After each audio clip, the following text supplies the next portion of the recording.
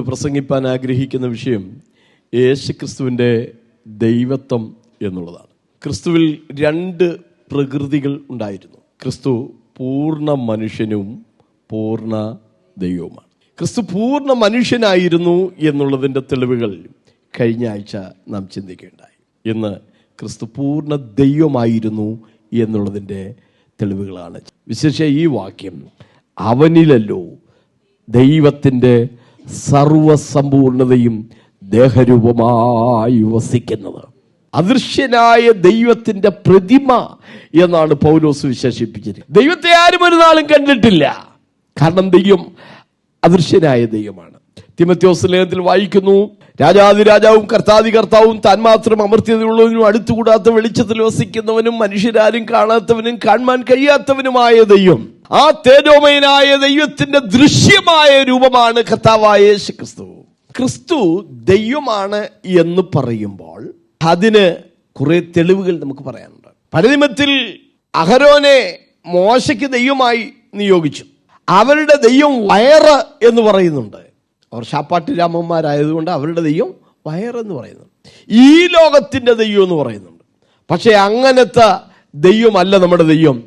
അവൻ സർവശക്തനായ ദൈവമാണ്. അവനൊരു മരപ്പാവദേവനല്ല, ഒരു കുട്ടി ദൈവമല്ല, ഏതെങ്കിലും ഒരു ഉന്നത സ്ഥാനമുള്ളത് കൊണ്ട് ഒരു ലോഡ്ഷിപ്പുള്ളവനല്ല. അവൻ അത്യുന്നതനായ ദൈവം തന്നെയാണ്.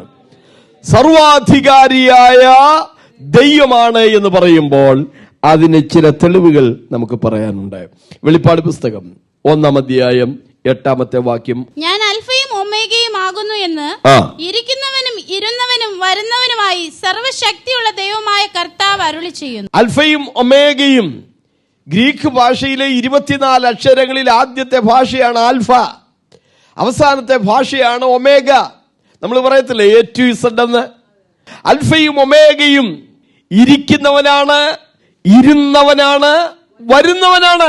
അവൻ ഒരിക്കൽ നിത്യതയിൽ പിതാവിനോടുകൂടെ ഇരുന്നവനാണ്, ഇപ്പോൾ സ്വർഗത്തിൽ ഇരിക്കുന്നവനാണ്, ഇനി ഭാവിയിൽ നമുക്ക് വേണ്ടി വരുന്നവനാണ്. അപ്പൊ അത് നോക്കിക്കേ, ഈ ഇരുന്നവനാണ്, ഇരിക്കുന്നവനാണ്, ഇനി അവൻ വരുന്നവനാണ് എന്ന് സർവശക്തിയുള്ള ദൈവമായ കർത്താവ് അരുളി ചെയ്യുന്നു. 1 തിമോഥെയോസിന്റെ ലേഖനം 3-ാം അധ്യായം 16-ാമത്തെ വാക്യത്തിൽ അവൻ ജഡത്തിൽ വെളിപ്പെട്ടു എന്ന് വായിക്കുന്നു. ഇംഗ്ലീഷ് വേർഷനിൽ വായിക്കുന്നത് God was manifested in the flesh എന്നാണ്. ദൈവം ജഡത്തിൽ പ്രത്യക്ഷപ്പെട്ടു. അവൻ ജഡത്തിൽ വെളിപ്പെട്ടു എന്ന് പറയുമ്പോൾ അവിടെ പറയുന്ന അവൻ ആരാണ്? അതിന്റെ തൊട്ട് മുകളിൽ 15-ാം വാക്യത്തിൽ വായിക്കുന്നു, ജീവനുള്ള ദൈവത്തിന്റെ സഭ. സഭ ക്രിസ്തുവിൻ്റെതാണ്. ഞാൻ എന്റെ സഭയെ പണി. അപ്പൊ ആ സഭയുടെ ഉടമസ്ഥനെയാണ് തൊട്ട് താഴെ അവൻ ജഡത്തിൽ വെളിപ്പെട്ടു എന്ന് വായിക്കുന്നു. ആ വാക്യത്തിന്റെ അവസാന ഭാഗം എന്നിങ്ങനെ ദൈവഭക്തിയുടെ മർമ്മം സമ്മതമാവണം വലുതായിരിക്കുന്നു. ക്രിസ്തുവിനെ ദൈവമെന്ന് വിളിച്ചിരിക്കുന്ന പല പദപ്രയോഗങ്ങൾ, വേദവാക്യങ്ങൾ തിരുവെഴുത്തിൽ കാണാൻ കഴിയും.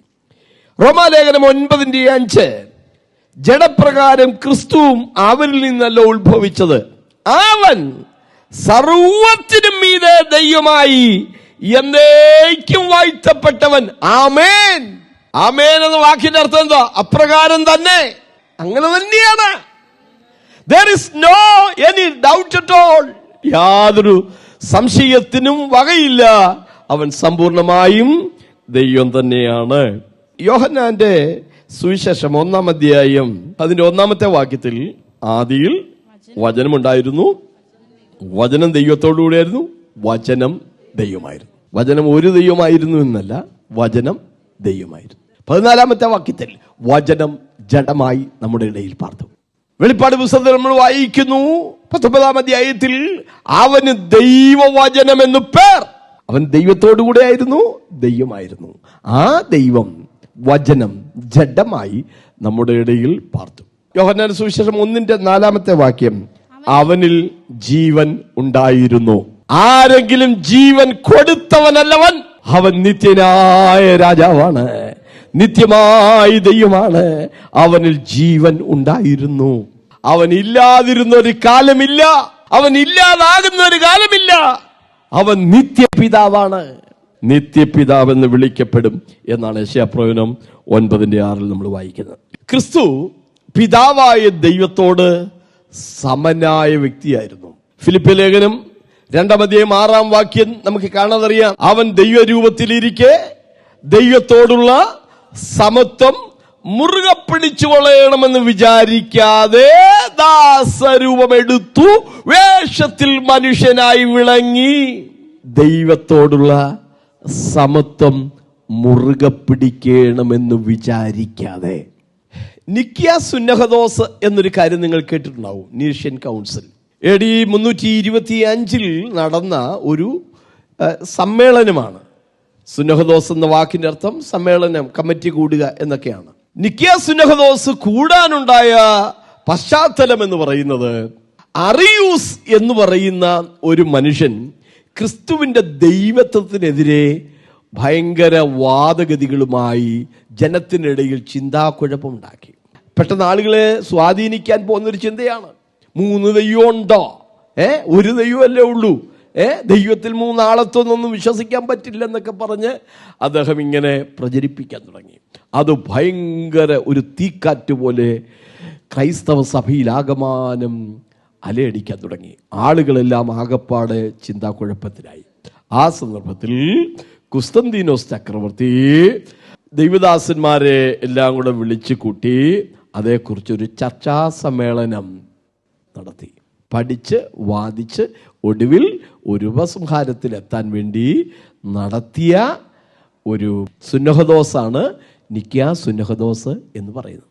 നിക്കിയ സുന്നഹദോസിൽ 2 വ്യക്തികൾ തമ്മിലുള്ള വാദപ്രതിവാദമാണ് പ്രധാനമായി നടന്നത്. ഒത്തിരി കാര്യങ്ങളുണ്ട് പ്രധാനമായി നടന്നത്. ഒന്ന്, അറിയൂസ് എന്ന മനുഷ്യൻ. അറിയൂസ് പറഞ്ഞു, ക്രിസ്തു ദൈവത്തോട് സാമ്യനാണ്. താൻ ഉപയോഗിച്ച പദം ഹോമൗസിയോൻ എന്ന പദമാണ്. ഹോമൗസിയോൻ, ദൈവത്തെ പോലെ ഇരിക്കും.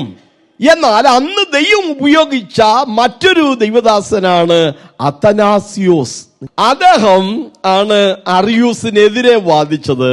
താൻ ഉപയോഗിച്ചത് ഹോമൂസിയോൻ എന്ന പദമാണ്. ക്രിസ്തു ദൈവത്തിന് സമൻ. അപ്പൊ ഹോമൗസിയോൻ ദൈവത്തിന് സാമ്യൻ, ഹോമൂസിയോൻ ദൈവത്തിന് സമൻ. അവസാനം അറിയൂസ് അമ്പയെ പരാജയപ്പെട്ടു. അദ്ദേഹത്തെ നാട് കടത്തി.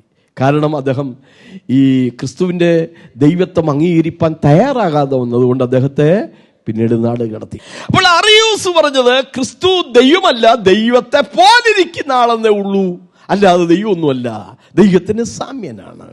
അത്തനാസിയോസ് വാദിച്ചു, ക്രിസ്തു ദൈവത്തിന് സാമ്യനല്ല, ദൈവത്തിന് സമൻ. ചില വചനങ്ങൾ നോക്കിയാട്ടെ. ഫിലിപ്പി ലേഖനം 2:6, അവൻ ദൈവത്തോടുള്ള സമത്വം മുറുകെ പിടിച്ചു കൊള്ളണം. യോഹന്നാൻ എഴുതിയ സുവിശേഷം 5:18, അങ്ങനെ അവൻ ശബത്തിനെ ലംഘിച്ചത് കൊണ്ട് മാത്രമല്ല, ദൈവം സ്വന്തം പിതാവ് എന്ന് പറഞ്ഞ് തന്നെത്താൻ ദൈവത്തോട് സമമാക്കിയത് കൊണ്ടും യഹൂദന്മാർ അവനെ കൊല്ലുവാൻ അധികമായി ശ്രമിച്ചു പോന്നു. യഹൂദന്മാർ യേശുവിനെ കൊന്നതിന്റെ ഒരു കാരണം എന്ത്? യേശു പിതാവായ ദൈവത്തോട് സമനാണെന്ന് അവൻ അവകാശപ്പെട്ടു. ക്രിസ്തു ദൈവത്തിന് സമനാണ്.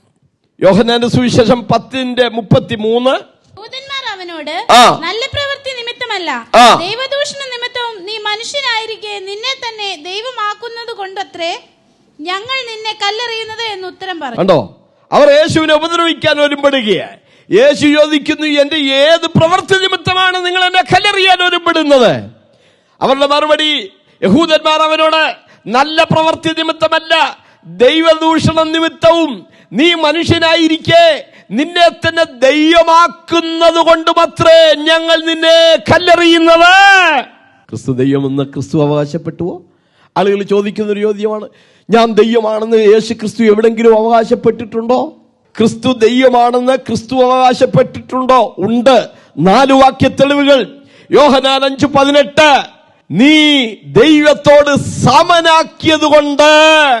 10:33, നീ മനുഷ്യനായിരിക്കാൻ നിന്നെ തന്നെ ദൈവമാക്കുന്നത് കൊണ്ട്. യേശുവിനെ ദൈവമെന്ന് യേശു അവകാശപ്പെട്ടു. യേശുവിനെ ദൈവമാണെന്ന് സമർത്ഥിക്കുകയുണ്ടായി. വെളിപ്പാട് പുസ്തകം 1:8 നമ്മൾ വായിച്ചല്ലോ. ഞാൻ അൽഫയും ഒമേഗയുമാകുന്നു എന്ന് ഇരിക്കുന്നവനും ഇരുന്നവനും വരുന്നവനുമായി സർവശക്തിയുള്ള ദൈവമായ കർത്താവ് അരുളി ചെയ്യുന്നു. സർവശക്തിയുള്ള ദൈവമായ കർത്താവ്.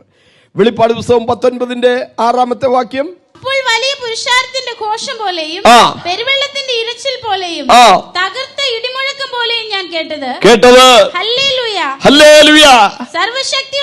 സർവശക്തിയുള്ള നമ്മുടെ ദൈവമായ കർത്താവ് രാജത്വമേറ്റിരിക്കുന്നു. കുലീനനായ ഒരു മനുഷ്യൻ രാജത്വം പ്രാപിച്ച് മടങ്ങി വരണമെന്ന് വെച്ച് സ്വദേശത്തേക്ക് പോയി. യേശു പറഞ്ഞ അക്കാര്യം യേശുവിനെ കുറിച്ചായിരുന്നു. കർത്താവ് ഉയർത്തെഴുന്നേറ്റ് സ്വർഗത്തിലേക്ക് ചെന്നപ്പോൾ പിതാവായ ദൈവം പറഞ്ഞു, ഞാൻ നിന്റെ ശത്രുക്കളെ നിനക്ക് പാദപീഠമാക്കുവോളം നീ എന്റെ വലത്തുഭാഗത്ത് ഇരിക്ക.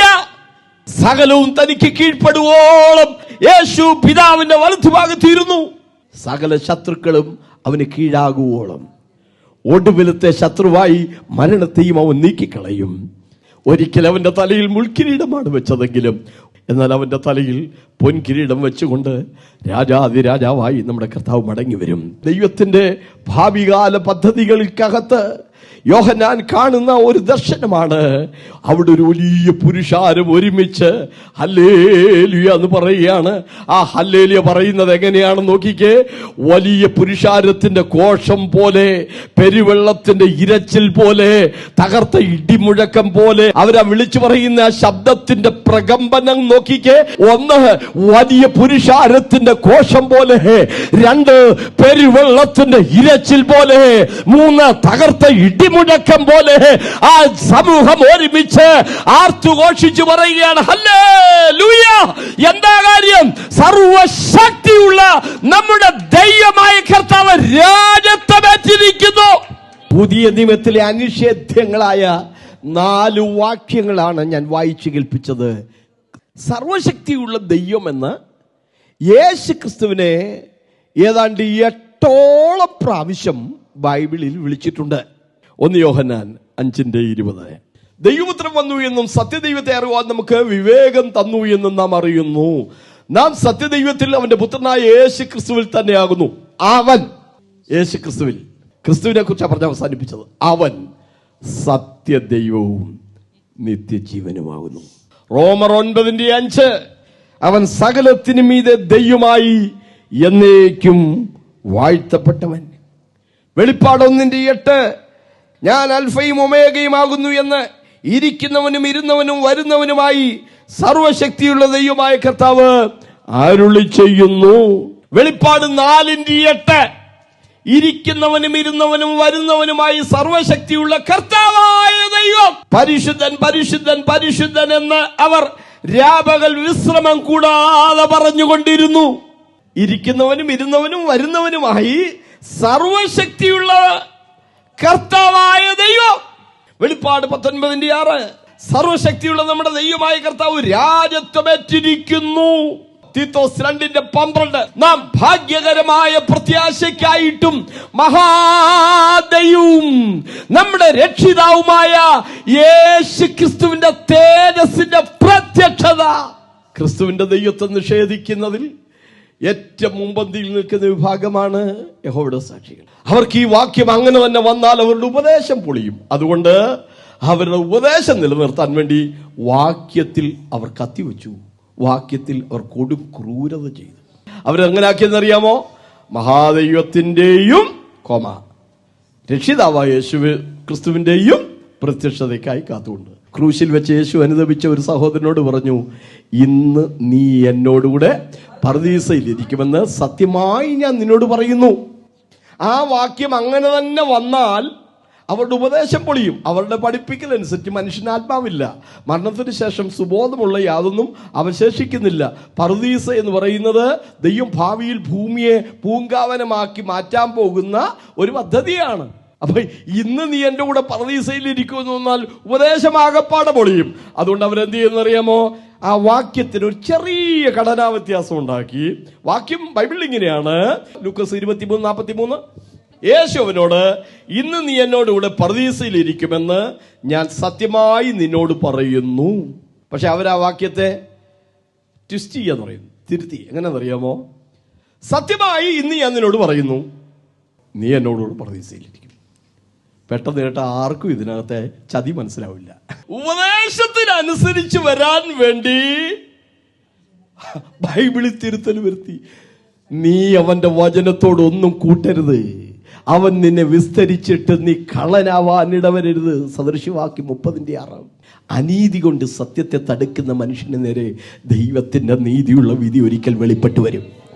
ക്രിസ്തുവിനെ അവഹേളിക്കുന്ന ആർക്കും ശുഭമല്ല.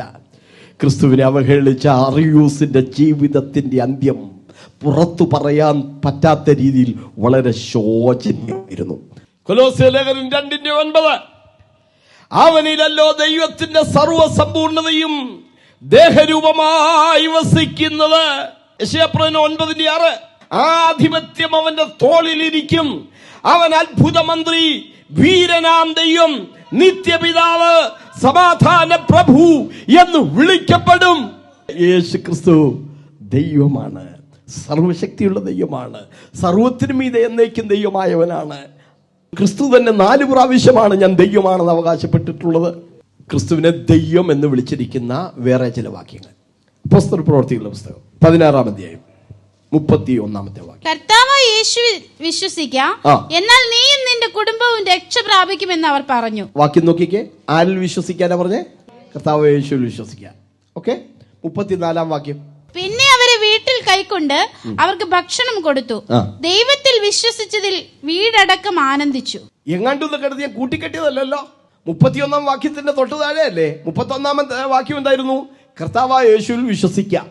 34-ാമത്തെ വാക്യം, ദൈവത്തിൽ വിശ്വസിച്ചതിൽ വീടടങ്കം ആനന്ദിച്ചു. ക്രിസ്തു ദൈവമാണ്. എബ്രായ ലേഖനം 3-ാം വാക്യം, ഏത് ഭവനവും ചമപ്പാൻ ഒരാൾ വേണം, സർവവും ചമച്ചവൻ ദൈവം തന്നെ. എബ്രായ ലേഖനം തന്നെ 1-ാം 8-10 വാക്യം. പുത്രനോടോ, ദൈവമേ നിന്റെ സിംഹാസനം എന്നും എന്നേക്കുമുള്ളത്, നിന്റെ രാജ്യത്വത്തിന്റെ ചെങ്കോൽ നേരുള്ള ചെങ്കോൽ. ഇനി 10-ാം വാക്യം, കർത്താവേ നീ പൂർവകാലത്ത് ഭൂമിക്ക് അടിസ്ഥാനമിട്ടു, ആകാശവും നിന്റെ കൈകളുടെ പ്രവൃത്തിയാകുന്നു. ആദിയിൽ ദൈവം ആകാശവും ഭൂമിയും സൃഷ്ടിച്ചു. കൊലോസ്യർ 1:16. സിംഹാസനങ്ങളാകട്ടെ, കർത്തൃത്വങ്ങളാകട്ടെ, വാഴ്ചകളാകട്ടെ, അധികാരങ്ങളാകട്ടെ, സകലവും അവൻ മുഖാന്തരം സൃഷ്ടിക്കപ്പെട്ടു. അവൻ മുഖാന്തരവും അവനായും സകലവും സൃഷ്ടിക്കപ്പെട്ടിരിക്കുന്നു. യേശുവാര് സകലത്തെയും സൃഷ്ടിച്ചവൻ. ദൈവത്തിനുണ്ടായിരിക്കേണ്ടുന്ന എല്ലാ ലക്ഷണങ്ങളും യേശു ക്രിസ്തുവിനുണ്ടായിരുന്നു. ഒരാള് ഒരു സുപ്രഭാതത്തിൽ ഞാൻ ദൈവം എന്ന് പറഞ്ഞാൽ ദൈവമായിട്ട് അംഗീകരിക്കാൻ പറ്റില്ല. ഏതെങ്കിലും ഒരു വ്യക്തിയെ ദൈവമായിട്ട് അംഗീകരിക്കണമെങ്കിൽ ആ വ്യക്തിക്ക് 7 യോഗ്യതകൾ ഉണ്ടായിരിക്കണം. ഈ 7 യോഗ്യതകളും യേശു ക്രിസ്തുവിനുണ്ടായിരുന്നു. 1, നിത്യാസ്തിത്വമാണ്. അവനില്ലാതിരുന്നൊരു കാലഘട്ടമുണ്ടോ? സകലത്തിന് മുമ്പേ ഉള്ളവനല്ലേ അവൻ സകലത്തിനും ആധാരമായിരിക്കുന്നു എന്നല്ലേ വചനം. അവൻ നിത്യപിതാവെന്ന് വിളിക്കപ്പെടുമെന്നല്ലേ യെശയ്യാ 9 വായിക്കുന്നത്. അവന്റെ നിത്യാസ്തിത്വം. 2, അവൻ സർവശക്തനാണ്. എബ്രായ ലേഖനം 1-ാം വാക്യം. അവന്റെ തേജസ്സിന്റെ പ്രഭയും തത്വത്തിന്റെ മുദ്രയും സകലത്തെയും തന്റെ ശക്തിയുള്ള വചനത്താൽ വഹിക്കുന്നവനുമാകൊണ്ട് പാപങ്ങൾക്ക് പരിഹാരം ഉണ്ടാക്കി. സകലത്തെയും തന്റെ ശക്തിയുള്ള വചനത്താൽ വഹിക്കുന്നവൻ. സർവശക്തിത്വം. യേശു സർവശക്തനാണോ? നിങ്ങൾ നോക്കിക്കേ, ഭൂമിയിലായിരുന്നപ്പോ അവന്റെ സർവശക്തിത്വം വെളിപ്പെട്ട മേഖലകൾ നിങ്ങൾ നോക്കണം. പ്രകൃതിയുടെ മേൽ യേശുവിന് അധികാരമുണ്ടായിരുന്നു എന്ന് മത്തായി 8:26. അവൻ അവരോട്, അല്പവിശ്വാസികളെ, നിങ്ങൾ ഭീരുക്കളാകുവാൻ എന്ത് എന്ന് പറഞ്ഞ ശേഷം എഴുന്നേറ്റ് കാറ്റിനെയും കടലിനെയും ശാസിച്ചപ്പോൾ വലിയ ശാന്തതയുണ്ടായി. യേശുവിന്റെ സർവശക്തിത്വത്തിന് തെളിവ് 1, പ്രകൃതിയുടെ മേൽ അവന് അധികാരമുണ്ടായിരുന്നു. 2, രോഗത്തിന്മേൽ അവന് അധികാരമുണ്ടായിരുന്നു. ലൂക്കോസ് 4:39. എത്ര രോഗികളെയാണ് യേശു സൗഖ്യമാക്കിയത്. 3, മരണത്തിന്മേൽ യേശുവിന് അധികാരമുണ്ടായിരുന്നു.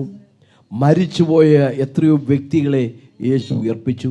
യൈറോസിന്റെ മകളെ, നൈനിലെ വിധവയുടെ മകനെ, അതുപോലെ തന്നെ ലാസറിനെ ഒക്കെ യേശു ഉയർപ്പിച്ചില്ലേ? മാത്രമാണോ, താൻ തന്നെ ഉയർത്തെഴുന്നേറ്റില്ലേ? യേശുവിൻ്റെ സാക്ഷ്യം എന്താ? വെളിപ്പാട് 1:18, ഞാൻ മരിച്ചവനായിരുന്നു, എന്നാൽ ഇത് എന്നേക്കും ജീവിച്ചിരിക്കുന്നു, മരണത്തിൻ്റെയും പാതാളത്തിൻ്റെയും താക്കോൽ എൻ്റെ കൈവശമുണ്ട്. വാഴ്ചകളുടെ മേൽ അവന് അധികാരമുണ്ടെന്ന് കൊലോസ്യ ലേഖനം വായിക്കുന്നു. ഭൂതങ്ങളുടെ മേൽ അവന് അധികാരമുണ്ടായിരുന്നു.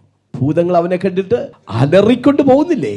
യേശു സകലത്തിന് മേലും അധികാരമുള്ള സർവാധികാരിയായ ദൈവമായിരുന്നു, സർവശക്തനായ ദൈവമായിരുന്നു. 3, അവൻ്റെ സർവവ്യാപിത്വമാണ്. ദൈവമാണെങ്കിൽ ദൈവം എല്ലായിടത്തും ഉണ്ടായിരിക്കണം. അല്ലാതെ ആലിൻ്റെ ചുവട്ടിലോ പാലയുടെ മൂട്ടിലോ കണ്ണാടിക്കൂട്ടിലോ ഒതുങ്ങുന്ന ഒരാൾ ദൈവമല്ല. നമ്മളിപ്പം പുണ്യവാളന്മാരോട് ആരോടും പ്രാർത്ഥിക്കത്തില്ല. കാരണം കപ്പദോക്കിയിലോ ഫ്രുഗിയിലോ അല്ലെങ്കിൽ റോമിലോ ജീവിച്ചിരുന്ന ഒരാൾ ഞങ്ങൾക്ക് വേണ്ടി അപേക്ഷിക്കണമെന്ന് പറയുമ്പോൾ കേൾക്കാൻ ഇവിടെ അവരാരും വന്നിരിക്കുന്നില്ല. അവർ സർവ്വവ്യാപി അല്ലല്ലോ. ഒരു മനുഷ്യന് സർവ്വവ്യാപി അല്ലല്ലോ. ദൈവത്തിന് മാത്രമല്ലേ സർവ്വവ്യാപിയാകാൻ പറ്റൂ. ക്രിസ്തു സർവ്വവ്യാപിയായിരുന്നു. കർത്താവിൻ്റെ വാക്ക് നോക്ക്, മത്തായി സുവിശേഷം 18:20, 2-3 പേർ എൻ്റെ നാമത്തിൽ കൂടി വരുന്നിടത്തൊക്കെയും ഞാൻ അവരുടെ നടുവിലുണ്ട്. എല്ലായിടത്തുമുള്ള എല്ലാവരുടെയും പ്രാർത്ഥന കേൾക്കാൻ അവൻ സന്നിഹിതനായ ദൈവമാണ്. യേശുവിനെ ഒരേ സമയത്ത് നമ്മൾ രണ്ടിടത്ത് കാണുന്ന ഒരു വേദഭാഗമുണ്ട്. മർക്കോസ് 16:19-20 വാക്യം. ഇങ്ങനെ കർത്താവായ യേശു അവരോട് അരുളി ചെയ്ത ശേഷം സ്വർഗത്തിലേക്ക് എടുക്കപ്പെട്ടു, ദൈവത്തിന്റെ വലത്തുഭാഗത്ത് ഇരുന്നു. ദൈവത്തിന്റെ വലത്തുഭാഗത്ത് ഇരുന്നു. ഇനി അടുത്ത വാക്യം. അവർ പുറപ്പെട്ട് എല്ലായിടത്തും പ്രസംഗിച്ചു, കർത്താവ് അവരോട് കൂടെ പ്രവർത്തിച്ചു. അവരോടുകൂടെ ഇരുന്നു. സ്വർഗത്തിൽ പിതാവിന്റെ വലത്തുഭാഗത്ത് ഇരുന്നു. അതേസമയം ക്രിസ്തു ഭൂമിയിൽ ശിഷ്യന്മാരോടുകൂടെ ഇരുന്നു. യേശുവിനെ ഒരേ സമയം സ്വർഗത്തിൽ നമ്മൾ കാണുന്നു, അതേസമയം യേശുവിനെ ഭൂമിയിൽ കാണുന്നു. എവിടെ? ഭൂലോകത്തിലൊക്കെയും പൊയ്ക്കോ, അവിടെ ഞാനുണ്ട്. നാം അത് വിശ്വസിക്കുന്നു, നാം അത് അനുഭവിക്കുന്നു. നാം പ്രാർത്ഥിക്കുന്നത് ആരോടൊന്നില്ലാതെ പുലമ്പുകയല്ല.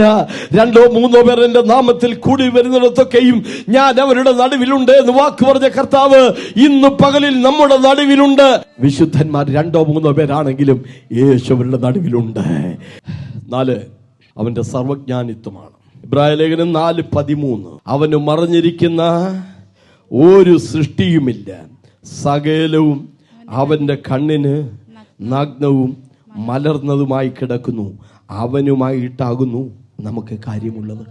യോഹന്നാൻ 16:30, കർത്താവേ നീ സകലവും അറിയുന്നു എന്ന് ഞങ്ങൾ ഇപ്പോൾ അറിയുന്നു. പത്രോസിനോട് കർത്താവ് പറയാണ്, ചൂണ്ട എടുത്തുകൊണ്ട് കടലിലേക്ക് പോയി മീൻ പിടിക്കണം. മീൻ പിടിക്കുമ്പോൾ ഒരു മീൻ അതിനകത്ത് കുരുങ്ങും. ആ മീൻ്റെ വായി തുറന്നു നോക്കണം, അതിനകത്തൊരു ചതുരമ്മപ്പണം ഇരിപ്പുണ്ടെന്ന്. ഗലീല കടലിന്റെ ആഴത്തിൽ ആയിരക്കണക്കിന് മീൻ കിടക്കുമ്പോ ഒരു മീൻ്റെ വായിൽ ചതുരമ്മപ്പണം ഇരിപ്പുണ്ടെന്ന്, ചൂണ്ടയിടുമ്പോൾ കൃത്യമായി അത് മാത്രം കൊരുക്കുമെന്ന് പറഞ്ഞ കണ്ണ്, അവന്റെ കണ്ണത്ര വലുതാണ്. അവൻ അറിഞ്ഞുകൂടാത്ത ഏതെങ്കിലും കാര്യമുണ്ടോ? അവൻ ഇരുട്ടിൽ മറഞ്ഞിരിക്കുന്നത് വെളിച്ചത്താക്കി ഹൃദയങ്ങളുടെ ആലോചന വെളിപ്പെടുത്തും. സകല ഹൃദയങ്ങളെയും അറിയുന്ന കർത്താവേ എന്നാണ് ശിഷ്യന്മാർ ഒരിക്കൽ പ്രാർത്ഥിച്ചത്. അപ്പോസ്തലപ്രവൃത്തി 1:24. ക്രിസ്തുവിന്റെ ദൈവത്വത്തിന്റെ 5ാമത്തെ തെളിവ്, അവൻ ന്യായം വിധിക്കുന്നവനാണ്. വിധിക്കുന്നവൻ ദൈവം എന്നാണ് തിരുവെഴുത്ത് വായിക്കുന്നത്. 2 തിമോഥെയോസ് 4:1, ഞാൻ ദൈവത്തെയും ജീവികൾക്കും മരിച്ചവർക്കും ന്യായവിസ്താരം നടത്തുവാനുള്ള ക്രിസ്തുയേശുവിനെയും സാക്ഷി നിർത്തി. യോഹന്നാൻ 5:22, പിതാവ് ആരെയും ന്യായം വിധിക്കാതെ ന്യായവിധി മുഴുവൻ പുത്രന് കൊടുത്തിരിക്കുന്നു. അപ്പോസ്തലപ്രവൃത്തി 17:31 അവിടെ വായിക്കുന്നു, താൻ നിയമിച്ച പുരുഷൻ മുഖാന്തരം ലോകത്തെ നീതിയിൽ ന്യായം വിധിപ്പാൻ അവൻ ഒരു ദിവസത്തെ നിശ്ചയിച്ചു. അവൻ ആരാ? അവനെ മരിച്ചവൻ ഉയർത്തെഴുന്നേൽപ്പിച്ചതിനാൽ അവനെ ആരെ? ക്രിസ്തുവാണ് ന്യായവിധി നടത്തുന്നവൻ. ക്രിസ്തുവിന്റെ ദൈവത്വത്തിനുള്ള 6ാമത്തെ തെളിവ്, അവൻ പാപമോചനം നൽകുന്നു. സങ്കീർത്തനത്തിൽ ദൈവം ദാവീദിന്റെ പാപം മോചിച്ചു കൊടുക്കുന്നതായിട്ട് നമ്മൾ വായിക്കുന്നു. ഞാൻ എൻ്റെ ലംഘനങ്ങളെ നിന്നോട് ഏറ്റുപറയും, അപ്പോൾ നീ എൻ്റെ പാപത്തിന്റെ കുറ്റം ക്ഷമിച്ചു തന്നു. പാപത്തിന്റെ കുറ്റം ദൈവം ക്ഷമിച്ചു കൊടുക്കുന്നു. പുതിയ നിയമത്തില് യേശു 4 വ്യക്തികളുടെ പാപം ക്ഷമിച്ചു നൽകി. 2 പുരുഷന്മാർക്കും 2 സ്ത്രീകൾക്കും പുരുഷന്മാരാരൊക്കെ? കട്ടിലോടുകൂടെ ചുമന്നുകൊണ്ട് വന്ന പക്ഷപാതക്കാരന്, 38 വർഷം തളർവാദ രോഗിയായി ബെഥസ്ദാ കുളക്കരയിൽ കിടന്ന ആ വ്യക്തിക്ക്, 3 പട്ടണത്തിലെ പാപിനിയായ സ്ത്രീക്ക്, 4 വ്യഭിചാരകർമ്മത്തിൽ പിടിച്ചുകൊണ്ടുവന്ന സ്ത്രീക്ക്, 4 വ്യക്തികൾക്ക് യേശു പാപക്ഷമ നൽകി. ആ പക്ഷപാതക്കാരന് കർത്താവ് സൗഖ്യം നൽകുന്ന സന്ദർഭത്തില് മർക്കോസ് 2:9 വായിച്ചാട്ട്. പക്ഷപാതക്കാരനോട് നിന്റെ പാപങ്ങൾ മോചിച്ചു തന്നിരിക്കുന്നു എന്ന് പറയുന്നതോ എഴുന്നേറ്റ് കിടക്കയെടുത്ത് നടക്ക എന്ന് പറയുന്നതോ ഏതാകുന്നു എളുപ്പം എന്ന് ചോദിച്ചു.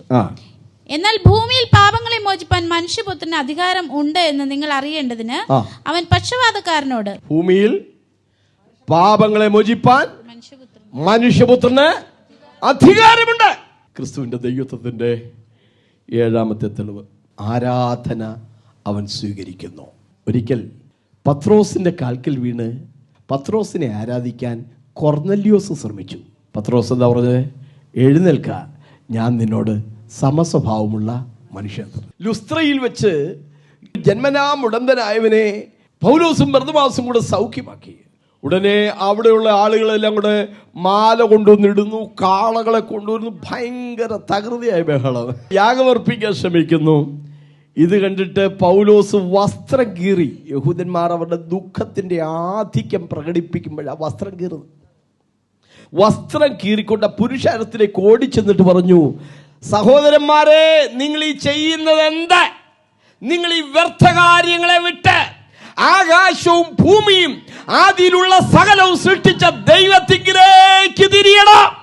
പത്രോസ് തന്നെ ആരാധിച്ചവരെ വിലക്കി, പൗലോസ് തന്നെ ആരാധിച്ചവരെ വിലക്കി, ദൂതൻ തന്നെ ആരാധിച്ച യോഹന്നാനെ 2 വട്ടം വിലക്കി. ഭാവികാല സംഭവ സംഗ്രഹം എന്ന വെളിപ്പാട് പുസ്തകത്തിലെ ആ വലിയ ദർശനങ്ങളൊക്കെ യോഹന്നാന്റെ മുമ്പാകെ ദൂതൻ മുഖാന്തരം മറനീക്കി പ്രദർശിച്ചപ്പോ അത് കാണിച്ചെന്ന ദൂതന്റെ മുമ്പാകെ യോഹന്നാൻ വീണു. ദൂതൻ അവനെ വിലക്കി. കുറച്ചു നേരം കഴിഞ്ഞപ്പോ 2ാമത് ഒരിക്കൽ കൂടെ വീണു. ദൂതൻ അപ്പോഴും അവനെ വിലക്കി.